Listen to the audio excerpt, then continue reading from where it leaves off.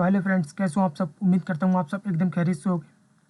तो स्वागत है आपका फिर से हमारे चैनल एग्री पाठशाला में। तो आज की वीडियो में मैं आपके लिए लेकर आया हूँ बीएससी ऑनर्स एग्रीकल्चर के 6th सेमेस्टर के principles of organic farming and precision farming के टॉप 25 ऑब्जेक्टिव टाइप क्वेश्चंस, जो कि आपके एग्जाम के लिए काफ़ी ज़्यादा इंपॉर्टेंट हैं। तो वीडियो को पूरी जरूर देखना, और अगर आपको इसकी PDF चाहिए तो आप हमारे टेलीग्राम चैनल को ज्वाइन कर सकते हैं, जिसका लिंक डिस्क्रिप्शन बॉक्स में है। तो चलिए वीडियो की शुरुआत करते हैं। इसका पहला क्वेश्चन है, जैविक खेती में किसका पूर्णतः उपयोग नहीं किया जाता है? तो इसका आंसर होगा option number A, chemical fertilizers. Chemical fertilizers का जैविक खेती में उपयोग नहीं किया जाता है। बाकी इसमें organic farmers, organic manures, bio fertilizers, crop residue, इन सबका प्रयोग किया जाता है। जैविक खेती रासायनिक उर्वरकों का प्रयोग नहीं करती, केवल जैविक स्रोतों का उपयोग करती है। अगला क्वेश्चन है, which certification agency regulates organic farming in India? यानी भारत में जैविक खेती को नियंत्रित करने वाली संस्था कौन सी है? तो इसका आंसर होगा option number B, APEDA. APEDA यानी agricultural and processed food products export development authority, यानी भारत में ऑर्गेनिक उत्पादों की सर्टिफिकेशन एवं निर्यात देखती है। अगला क्वेश्चन है, green manuring crop commonly used in organic farming is? यानी जैविक खेती में सामान्यतः उपयोग की जाने वाली हरी खाद फसल कौन सी है? तो इसका आंसर होगा option number B, sunhemp. Sunhemp nitrogen स्थिरीकरण व जैविक पदार्थ वृद्धि के लिए सर्वश्रेष्ठ हरी खाद है। अगला क्वेश्चन है, which of the following is a bio fertilizer? निम्नलिखित में से कौन सा एक जैव उर्वरक है? तो इसका आंसर रहेगा ऑप्शन नंबर ए, राइजोबियम। राइजोबियम बैक्टीरिया दलहनी फसलों की जड़ों में नाइट्रोजन स्थिरीकरण करता है। अगला क्वेश्चन है, worming composting is done by? यानी वर्मिंग कंपोस्टिंग किसके द्वारा की जाती है? तो इसका आंसर रहेगा ऑप्शन नंबर बी, अर्थवॉर्म्स। केंचुओं द्वारा जैविक अवशेषों को खाद में बदलने की प्रक्रिया वर्मिंग कंपोस्टिंग कहलाती है। अगला क्वेश्चन है, which crop residue is mostly use for organic mulching? यानी जैविक मल्चिंग के लिए कौन सा फसल अवशेष सबसे अधिक उपयोग होता है? तो इसका आंसर रहेगा ऑप्शन नंबर ए, पैडी स्ट्रॉ, यानी धान का पुआल। खेतों में नमी संरक्षण और खरपतवार नियंत्रण हेतु मल्चिंग में सबसे अधिक प्रयोग होता है। अगला क्वेश्चन है, precision farming is mainly based on? यानी प्रिसीजन फार्मिंग मुख्यतः किस पर आधारित है? तो इसका आंसर होगा option number B, site specific management. Precision farming में फसल प्रबंधन स्थान विशेष के अनुसार किया जाता है। अगला question, the tool used in precision farming for location mapping is? यानी प्रिसीजन फार्मिंग में लोकेशन मैपिंग के लिए कौन सा उपकरण प्रयोग होता है? तो इसका आंसर होगा option number B, GPS। GPS global positioning system खेत की सटीक स्थिति और मैपिंग के लिए प्रयोग किया जाता है। अगला क्वेश्चन है, remote sensing technology in precision farming is use for? यानी प्रिसीजन फार्मिंग में रिमोट सेंसिंग तकनीक का उपयोग किसके लिए होता है? तो इसका आंसर है option number D, all of the above. यानी प्रिसीजन फार्मिंग में रिमोट सेंसिंग तकनीक का उपयोग हार्वेस्टिंग के लिए भी होता है, डिसीज डिटेक्शन के लिए भी होता है, सोइल मैपिंग के लिए भी होता है। रिमोट सेंसिंग से मिट्टी की स्थिति, पौधों की बीमारी और उत्पादन का आकलन किया जाता है। अगला क्वेश्चन है, organic farming helps in improving? यानी जैविक खेती किससे सुधारने में मदद करती है? तो यह सोइल फर्टिलिटी यानी मृदा उर्वरता को भी सुधारती है, सोइल बायोडाइवर्सिटी मृदा जैव विविधता को सुधारती है, सोइल स्ट्रक्चर यानी मृदा के स्ट्रक्चर को भी सुधारती है। तो इसका आंसर है option number D, all of the above.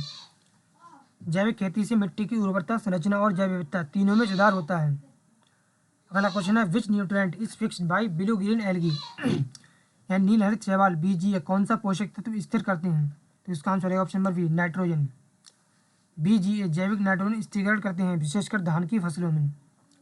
अगला क्वेश्चन है, organic farming follows the principles of? यानी जैविक खेती किस सिद्धांत का पालन करती है? तो इसका आंसर है option number B, sustainable farming. जैविक खेती टिकाऊ और पर्यावरण मित्र खेती का आधार है। अगला क्वेश्चन है, drip irrigation is an important component of? यानी ड्रिप सिंचाई किसकी महत्वपूर्ण तकनीक है? तो इसका आंसर है ऑप्शन नंबर ए, प्रिसीजन फार्मिंग। ड्रिप सिंचाई जल और पोषक तत्वों का सटीक प्रबंधन करने हेतु प्रिसीजन फार्मिंग का भाग है। अगला क्वेश्चन है, which state in India has maximum area under organic farming? यानी भारत में सबसे अधिक क्षेत्रफल किस राज्य में जैविक खेती के अंतर्गत है? तो इसका आंसर है ऑप्शन नंबर ए, मध्य प्रदेश। और अगर क्वेश्चन आता है कि जैविक खेती सबसे पहले किस राज्य में लागू हुई थी, तो वो हुई थी सिक्किम में। मध्य प्रदेश में सबसे अधिक क्षेत्र जैविक खेती के अधीन है। अगला क्वेश्चन, सिक्किम को घोषित किया गया है? तो इसका आंसर है option number B, fully organic state. 2016 में सिक्किम को भारत का पूर्ण जैविक राज्य घोषित किया गया, और यही सबसे पहला पूर्ण जैविक खेती का राज्य है। अगला क्वेश्चन है precision farming reduce, precision farming किसे कम करता है? तो इसका आंसर हो जाएगा option number D, all of the above. यह इनपुट कॉस्ट को भी कम करता है, लागत को भी कम करता है, वेस्टेज ऑफ रिसोर्सेज को भी कम करता है, इन्वायरमेंटल पॉल्यूशन को भी कम करता है। प्रिसीजन फार्मिंग संसाधनों का कुशल उपयोग कर लागत व प्रदूषण दोनों हटाती है। अगला क्वेश्चन है organic certification in India is given under which programme, यानी भारत में जैविक प्रमाणन किस कार्यक्रम के अंतर्गत दिया जाता है? तो इसका आंसर है ऑप्शन नंबर ए, पीजीएस इंडिया। पीजीएस यानी पार्टिसिपेटरी गारंटी सिस्टम के अंतर्गत किसानों को ऑर्गेनिक सर्टिफिकेशन दिया जाता है। अगला क्वेश्चन है zero budget natural farming was popularised by, यानी शून्य बजट प्राकृतिक खेती किसे, शून्य बजट प्राकृतिक खेती को किसने लोकप्रिय बनाया? तो इसका आंसर है option number B, Subhash Palekar. Subhash Palekar ने भारत में शून्य बजट प्राकृतिक खेती को लोकप्रिय किया। अगला क्वेश्चन है precision agriculture mainly release on which type of data, यानी प्रिसीजन खेती मुख्यतः किस प्रकार के डेटा पर निर्भर करती है? तो इसका आंसर है option number B, site specific data. खेत के हर हिस्से की स्थिति के अनुसार डाटा लेकर प्रबंधन किया जाता है। अगला क्वेश्चन है which organic inputs improve soil microflora, यानी कौन सा जैविक इनपुट मिट्टी की सूक्ष्म जीव विविधता को बढ़ाता है? तो इसका आंसर है option number D, all of the above, यानी FYM, बायो फर्टिलाइजर्स और कंपोस्ट। ये सभी जैविक स्रोत मिट्टी की सूक्ष्म जीवों को बढ़ावा देते हैं। अगला क्वेश्चन है precision farming first originated in which country, यानी प्रिसीजन फार्मिंग की उत्पत्ति किस देश में हुई थी? तो इसका आंसर है option number B, USA। Precision farming की शुरुआत 1980 के दशक में अमेरिका में हुई। अगला क्वेश्चन है which method is best for weed control in organic farming, यानी जैविक खेती में खरपतवार नियंत्रण की सर्वोत्तम विधि कौन सी है? तो इसका आंसर है option number B, mulching. Mulching से खरपतवार दबते हैं और मिट्टी की नमी भी संरक्षित रहती है। अगला question the primary aim of precision farming, यानी प्रिसीजन फार्मिंग का मुख्य उद्देश्य क्या है? तो इसका आंसर है option number C, optimise input use. Precision farming का मकसद संसाधनों का सबसे कुशल उपयोग करना है।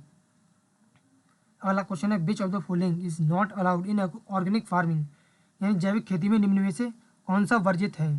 तो इसका आंसर है option number B, chemical pesticide. रासायनिक कीटनाशक जैविक खेती में पूर्णतः निषिद्ध हैं। अगला क्वेश्चन है प्रिसीजन फार्मिंग इंक्रीज, यानी प्रिसीजन फार्मिंग किसे बढ़ावा देती है? तो यह प्रोडक्टिविटी को भी बढ़ावा देती है, प्रॉफिटेबिलिटी को भी बढ़ावा देती है, रिसोर्स यूज ऑफ एफिशिएंसी, इन तीनों को बढ़ावा देती है। तो इसका आंसर है option number D, all of the above. Precision farming से उत्पादन, लाभ और दक्षता तीनों बढ़ते हैं। तो फ्रेंड्स ये थे कुछ BSc ऑनर्स एग्रीकल्चर के 6th सेमेस्टर के principles of organic farming and precision farming के टॉप 25 ऑब्जेक्टिव टाइप क्वेश्चंस, जो कि आपके एग्जाम के लिए काफ़ी ज़्यादा इंपॉर्टेंट हैं।